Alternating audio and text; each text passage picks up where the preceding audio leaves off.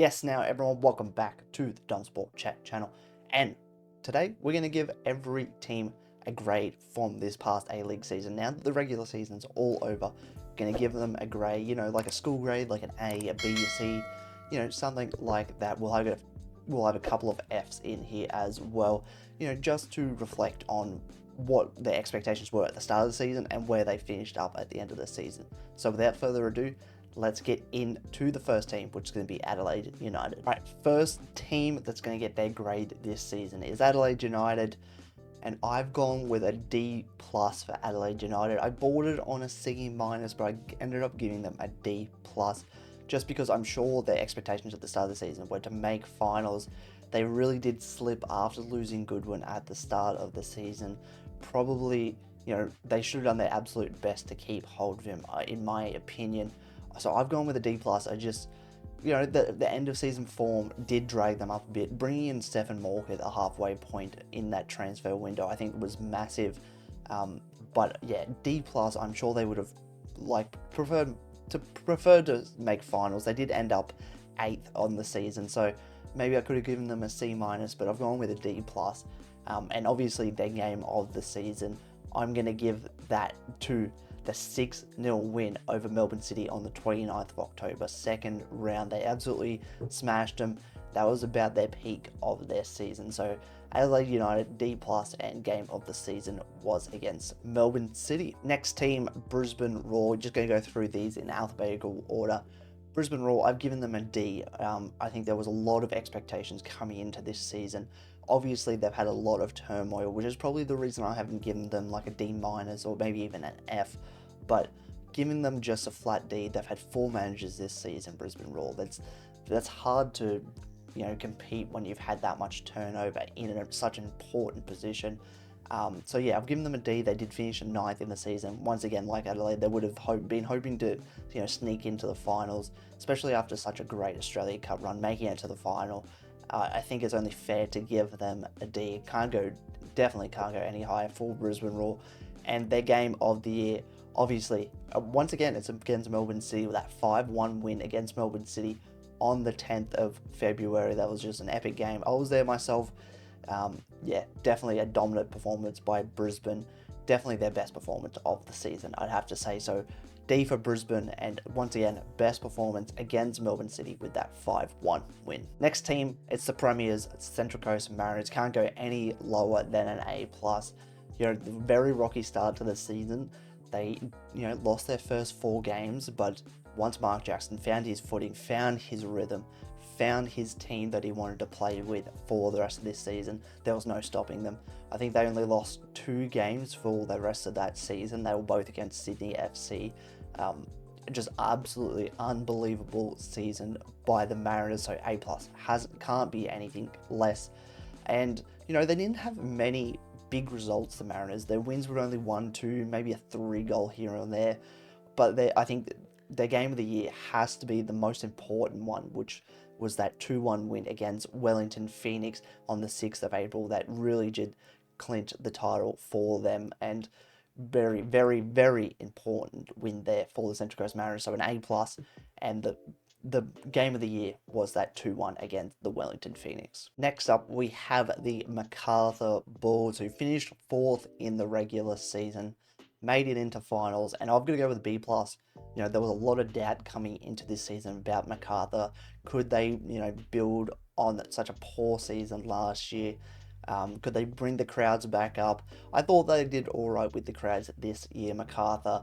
But I've given them B+. I think a very good season. A lot of people wrote them out of finals contention very, very early. Mile Stajovski, what a job he has done with this MacArthur team. They've turned it right around. They looked, like a top 2 team the first half of the season. Obviously injuries and suspensions and, just fatigue, especially from that AFC Cup. That will play a part into, why they dropped off. But for their game of the season, I've given that with that 4-3 win against the Western Sydney Wanderers on the 4th of February. That was an absolutely crazy game, especially with that Jermaine goal at the end. Just absolutely scenes there, but a very important win in the context of this season. They were slipping a bit, and then they got that win against the Wanderers, and you know, that really just, gave them some stability for the rest of the season. So B+ for MacArthur, and game of the season was against the Wanderers. Next, we're on to Melbourne City, and really a disappointing season for Melbourne City standards. They did finish 6th in the regular season. They still made their way into finals, and it was a very rocky season, very up and down for Melbourne City. They had a few good wins against Brisbane, against Perth, against Western Sydney Wanderers. They had a few blowout games themselves, losing to Adelaide, losing to Brisbane. The very inconsistent season from Melbourne City, and something that we haven't seen for a long time. For a grade, I've given them a C-. I think that's only fair. Expectations is to really come in the top 2 for Melbourne City, and they very, very close to not even making finals. So a C- I think feels fair for Melbourne City, and their game of the season, I think it has to be one of those blowouts. I've gone for the Western Sydney Wanderers one just because it was so important in the context of the finals making. They beat them. That really just gave them the upper hand to make finals, and it was such a dominant display, a 7-0 win. So that has to be my game of the season, and once again, a C- for Melbourne City. Next up, we move across Melbourne, but not even actually across, maybe across the stadium, to Melbourne Victory, who did come 3rd in the regular season. A good performance by Melbourne Victory this year, considering where they were last year. I've still only given them a B+, just because, there was points in this season where they just couldn't even pick up a win. They weren't losing, but they just couldn't pick up a win. I think they had 6 draws in a row or something like that. Absolute madness for Melbourne Victory. But once again, like I said, lots of improvement shown under Tony Popovic this season. Definitely going to be interesting to see how they go in these finals coming up. But game of the year, I have gone with that 3-0 win over Sydney FC on the 16th of December. Very dominant display. They did have a few dominant displays over Sydney FC this season, and it was an important 3 points for Melbourne Victory. Sydney FC had just started to find their footing.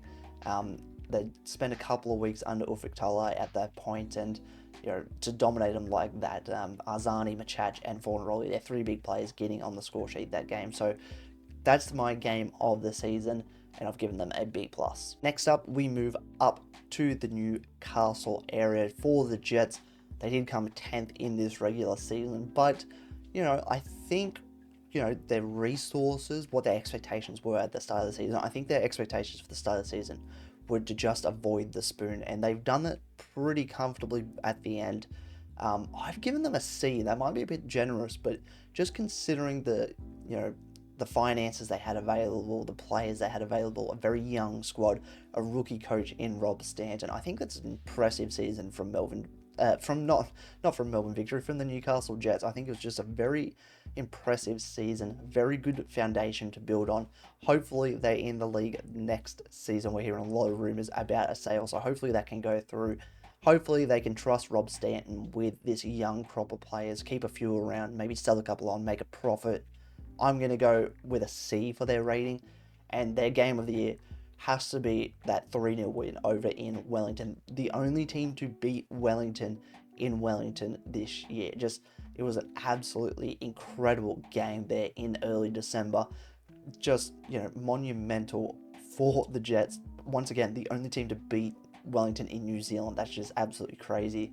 3-0 win over there. So that's my game of the year, and once again I've given them a C grade. On to WA and Perth Glory. They did finish last this season, but once again, like Newcastle, considering where they were at the start of the season, their goal obviously would have been to miss the spoon, but they weren't defensively good enough.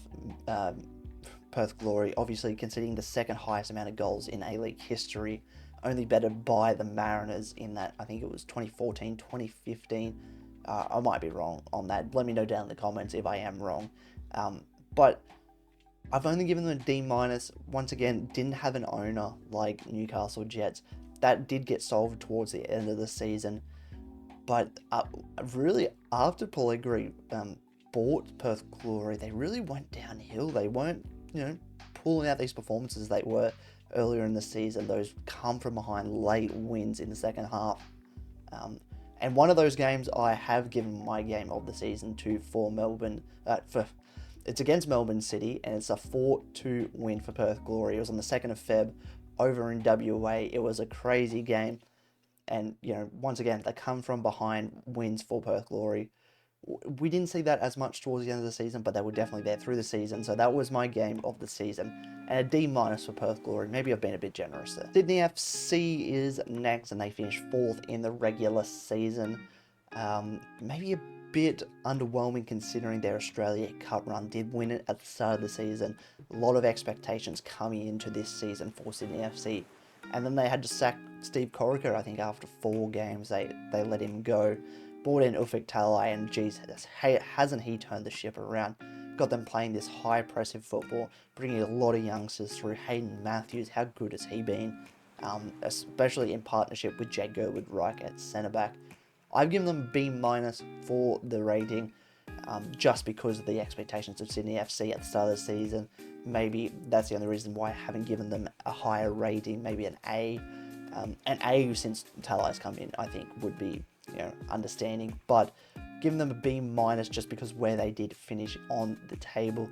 They very easily could have finished 5th or 6th at one point. There was a chance they weren't going to make finals at all. So Sydney FC, I've given them a B-, and their game of the year, I think, has to be that first win against the Central Coast Mariners, where they beat them 3-1 up at Gosford on the 10th of February. Absolutely insane game for Sydney FC. Once again, the only team to beat the Mariners after the first 4 games. So incredible from Sydney FC. So that's my game of the year, and a B- for the rating. All right, we're down to our final 3 teams. We're in the W's now, and we'll start off with Wellington Phoenix, and it can't be any less than an A+ for Wellington Phoenix. What a season.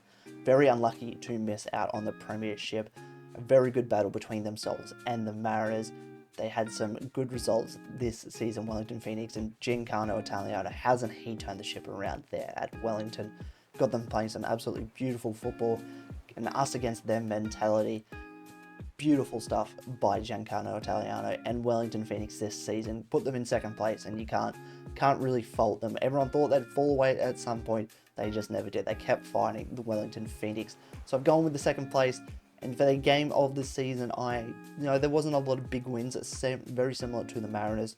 I've gone for the 5-2 win against Brisbane early on in the season, the 4th of November, over in Wellington. Brisbane were flying high at that point. They were still under Ross Aloisi, and Wellington just put them to the sword. I think it was a hat-trick by Oscar Zabata on that day as well. So that's my game of the year, and an A+ for Wellington Phoenix. It can't be any less. Penultimate team to get their rating as my team, the Western Sydney Wanderers. I might be a bit harsh on this one just because I'm a Wanderers fan and I expect a bit more, but 7th, just not good enough for the Wanderers. Just absolutely not good enough. They were, everyone was tipping them top 3 at the start of the season. Didn't even make finals. I've gone with an F for the Wanderers. Just the squad that they have arguably might be the best in the league, and they just really didn't play like it. At points, they were very early on in the season. They were performing very well, but especially at the turn of the year, they just really dipped in form, the Wanderers, and I've given them an F. Just not good enough in my opinion. But once again, I might be a bit harsh. I am a Wanderers fan. For the game of the season, I've given that to that 5-0 win over Western United. I think it was 2nd week, 28th of October. Yeah, so that'd be the 2nd week of the league. Once again, it was only a first half performance. They won 5-0, all 5 goals coming in the first half. So that's my game of the year, and I have given them an F rating. And then the final team for this rating is Western United. They did finish 11th this season. Very, very low considering their expectations at the start of the season. Everyone was putting them top 4. I think I put them in my top 4 as well for this season at the start, but just very, very poor season by Western United. Injuries did, plague them a bit. Their home field situation, that plagued them a bit. They were playing games in Hobart at one point as home games. It was just absolute madness by Western United. Obviously, they've got that all fixed up now, so that should give them a bit of stability coming into next season. I'm still giving them a D- just because of the expectation on them at the start of the season. And to be in contention for the wooden spoon coming into the second last round of the season, just not good enough for Western United. I do think they will be back better and stronger next season, but I've given them a D-. Just, yeah, not good enough. And their game of the year, I've given that to the 3-1 win over Western Sydney Wanderers on the 8th of March, coming up to CommBank and beating them in very, very convincingly after they lost 5-0 earlier that season. Just, you know, really dominant display there by Western United. And yeah, D-. And that win over Western Sydney Wanderers to give that their game of the season. There you have it. If you haven't made it all the way to the end of this video, thank you very much for watching, and drop a comment to see. I just want to know what you would rate these teams. Maybe I've been a bit harsh on some teams, maybe I've been a bit generous on the others. So just drop a comment and let me know what you would grade these teams. Thank you all for watching. If you have enjoyed, make sure you like and subscribe to the channel for some more A-League content coming up over the next couple of days and going into the off season. We won't stop around here, so make sure you are subscribed to the channel to keep up to date. And until next time, I'll see you soon.